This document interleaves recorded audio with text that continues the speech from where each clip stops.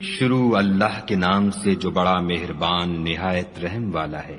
ہا میم عین سین قاف۔ خدائے غالب و دانا اسی طرح تمہاری طرف مضامین اور براہین بھیجتا ہے جس طرح تم سے پہلے لوگوں کی طرف وہی بھیجتا رہا ہے۔ جو کچھ آسمانوں میں اور جو کچھ زمین میں ہے سب اسی کا ہے، اور وہ عالی رتبہ اور گرام قدر ہے۔ قریب ہے کہ آسمان اوپر سے پھٹ پڑیں اور فرشتے اپنے پروردگار کی تعریف کے ساتھ اس کی تسبیح کرتے رہتے، اور جو لوگ زمین میں ہیں ان کے لیے معافی مانگتے رہتے ہیں۔ سن رکھو کہ خدا بخشنے والا مہربان ہے۔ اور جن لوگوں نے اس کے سوا کارساز بنا رکھے ہیں وہ خدا کو یاد ہیں، اور تم ان پر داروغہ نہیں ہو۔ اور اسی طرح تمہارے پاس قرآن عربی بھیجا ہے تاکہ تم بڑے گاؤں یعنی مکے کے رہنے والوں کو اور جو لوگ اس کے ارد گرد رہتے ہیں ان کو رستہ دکھاؤ، اور انہیں قیامت کے دن کا بھی جس میں کچھ شک نہیں خوف دلاؤ۔ اس روز ایک فریق بہشت میں ہوگا اور ایک فریق دوزخ میں، اور اگر خدا چاہتا تو ان کو ایک ہی جماعت کر دیتا، لیکن وہ جس کو چاہتا ہے اپنی رحمت میں داخل کر لیتا ہے، اور ظالموں کا نہ کوئی یار ہے اور نہ مددگار۔ کیا انہوں نے اس کے سوا کارساز بنائے ہیں؟ کارساز تو خدا ہی ہے، اور وہی مردوں کو زندہ کرے گا، اور وہ ہر چیز پر قدرت رکھتا ہے۔ اور تم جس بات میں اختلاف کرتے ہو اس کا فیصلہ خدا کی طرف سے ہوگا۔ یہی خدا میرا پروردگار ہے، میں اسی پر بھروسہ رکھتا ہوں اور اسی کی طرف رجوع کرتا ہوں۔ آسمانوں اور زمین کا پیدا کرنے والا وہی ہے۔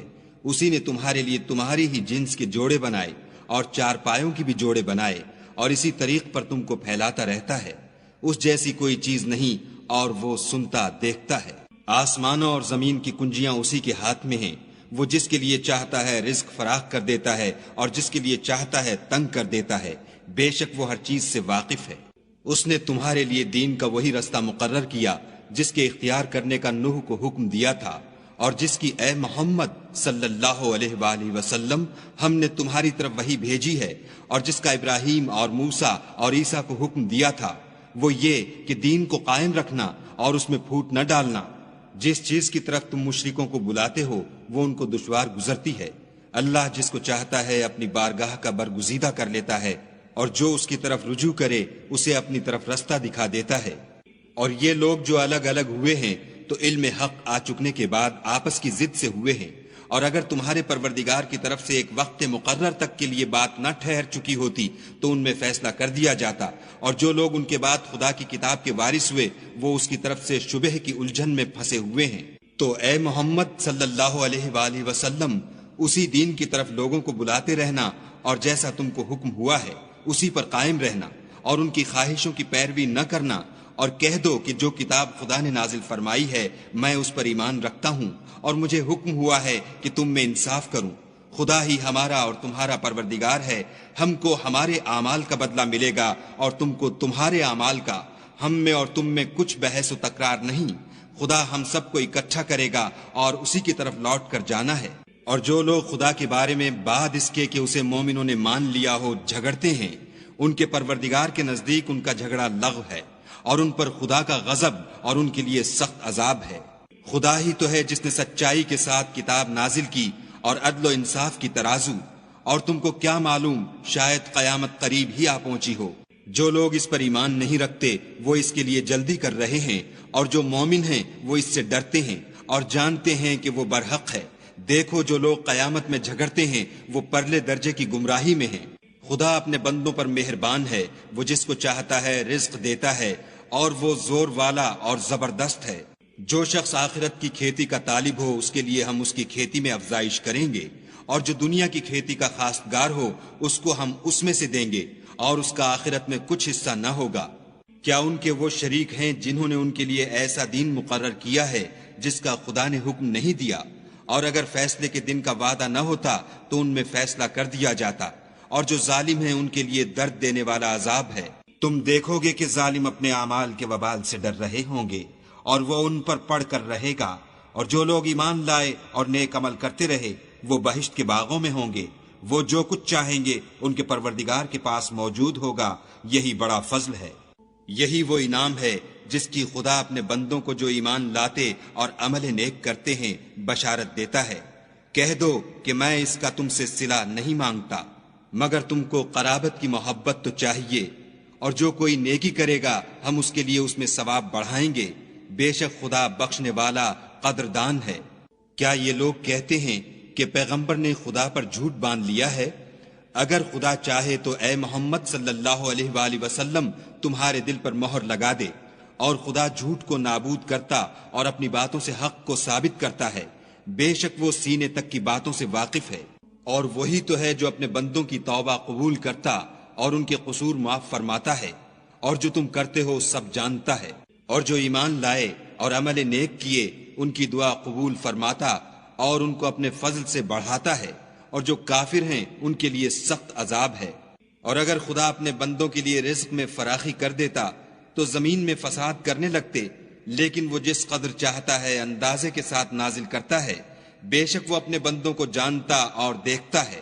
اور وہی تو ہے جو لوگوں کے نا امید ہو جانے کے بعد مہ برساتا اور اپنی رحمت یعنی بارش کی برکت کو پھیلا دیتا ہے، اور وہ کارساز اور سزاوار تعریف ہے۔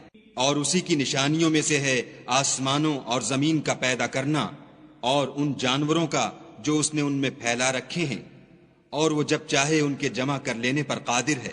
اور جو مصیبت تم پر واقع ہوتی ہے سو تمہارے اپنے فعلوں سے، اور وہ بہت سے گناہ تو معاف کر دیتا ہے۔ اور تم زمین میں خدا کو عاجز نہیں کر سکتے، اور خدا کے سوا نہ تمہارا کوئی دوست ہے اور نہ مددگار۔ اور اسی کی نشانیوں میں سے سمندر کے جہاز ہیں جو گویا پہاڑ ہیں۔ اگر خدا چاہے تو ہوا کو ٹھہرا دے اور جہاز اس کی سطح پر کھڑے رہ جائیں۔ تمام صبر اور شکر کرنے والوں کے لیے ان باتوں میں قدرت خدا کے نمونے ہیں۔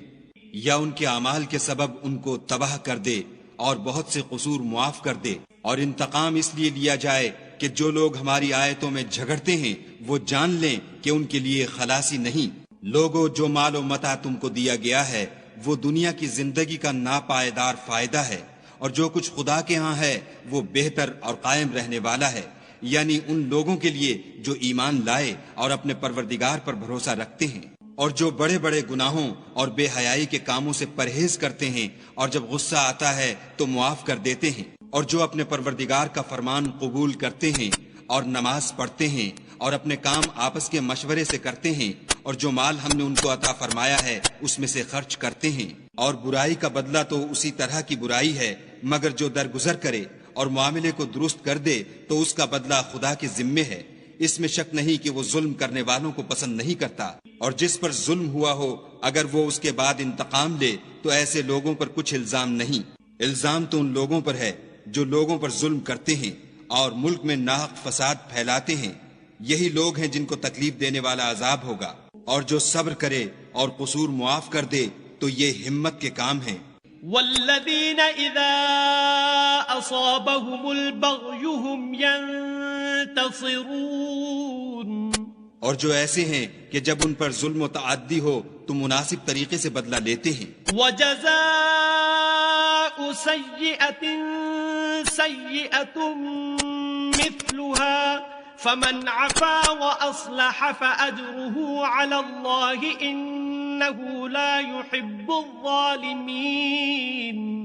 اور جس شخص کو خدا گمراہ کرے تو اس کے بعد اس کا کوئی دوست نہیں، اور تم ظالموں کو دیکھو گے کہ جب وہ دوزخ کا عذاب دیکھیں گے تو کہیں گے کیا دنیا میں واپس جانے کی کوئی سبیل ہے؟ اور تم ان کو دیکھو گے کہ دوزخ کے سامنے لائے جائیں گے، ذلت سے عاجزی کرتے ہوئے چھپی اور نیچی نگاہ سے دیکھ رہے ہوں گے، اور مومن لوگ کہیں گے کہ خسارہ اٹھانے والے تو وہ ہیں جنہوں نے قیامت کے دن اپنے آپ کو اور اپنے گھر والوں کو خسارے میں ڈالا۔ دیکھو کہ بے انصاف لوگ ہمیشہ کے دکھ میں پڑے رہیں گے، اور خدا کے سوا ان کے کوئی دوست نہ ہوں گے کہ خدا کے سوا ان کو مدد دے سکیں۔